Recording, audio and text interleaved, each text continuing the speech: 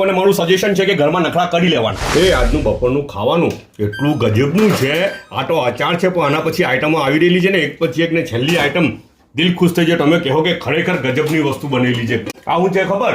ખીચડી, તુવેરની દાળ ને અંદર જીરું ને એ બધું લાખેલું હોય ને થોડીક નરમ બનાવેલી હોય. જેટલી નરમ હોય ને તેટલી મને મજા આવે. હે, અમુકને વવડી બી સારી લાગે પણ મને નરમ ખીચડી સારી લાગે.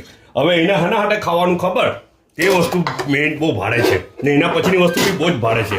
અચ્છા, અને છે ને અમુક જગ્યાએ ડખ્ખું બી કહે ને અમુક જગ્યાએ ભીંડાવાળી કઢી બી કહે. પણ એક વસ્તુ કેમ, આમાં જો ખાટા દહીંમાંથી જો કોઈ ભીંડાવાળી કઢી બનાવે ને તો એ લોકોને મારું સજેશન છે કે ઘરમાં નખરા કરી લેવાના. ખાટું નહીં સારું લાગે.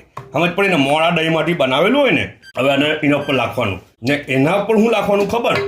અચાર છે પણ આઈ ડોન્ટ થિંક સો કે અચારની જરૂરત હોય, કેમ કે બીજી આઈટમ જ બહુ ભારે છે. આ ફ્રાય મચ્છીનો એક પીસ લીધો ને તે મૂકી દેવાનો ને હવે મચ્છી ટોટા જવાનું ને આના હાટે ખાવાનું ટ્રાય કરજો, મજા આવી જાય.